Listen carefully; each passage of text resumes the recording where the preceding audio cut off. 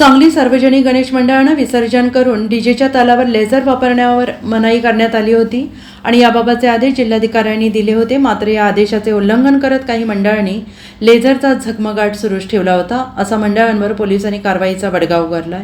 शहरातील आणि ग्रामीण भागातील 9 मंडळांच्या अध्यक्ष, उपाध्यक्ष, डीजे मालकांसह 29 जणांवर सांगली शहर, विश्रामबाग, संजयनगर आणि सांगली ग्रामीण पोलीस ठाण्यात गुन्हे दाखल करण्यात आले आहेत।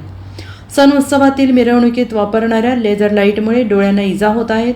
कोल्हापुरात कार्यकर्त्याच्या डोळ्याला इजा झाली होती, त्यानंतर येथे बंदी आदेश लागू केला आणि त्यामुळे सांगली पोलिसांनी देखील जिल्हाधिकारी यांना पत्र पाठवून बंदी आदेश लागू करण्याची विनंती केली आणि त्यानुसार जिल्हाधिकारी डॉक्टर राजा दयानिधी यांनी 14 सप्टेंबरपासून लेझर लाईटचा मिरवणुकीत वापर करण्यास बंदी घातली आणि त्याचा आदेश प्रसिद्ध केला। जिल्हाधिकारी यांचा बंदी आदेश झुगारून सांगलीत 9व्या दिवशीच्या मिरवणुकांमध्ये काहींनी लेझर किरणांचा मारा केला आणि त्याबाबत पोलिसांनी नोंदी घेत व्हिडिओ चित्रीकरण केले। त्यानुसार सांगली शहर पोलिसांनी 9 मंडळाचे पदाधिकारी, संजयनगर पोलिसांनी एका मंडळाविरोधात कारवाई केली।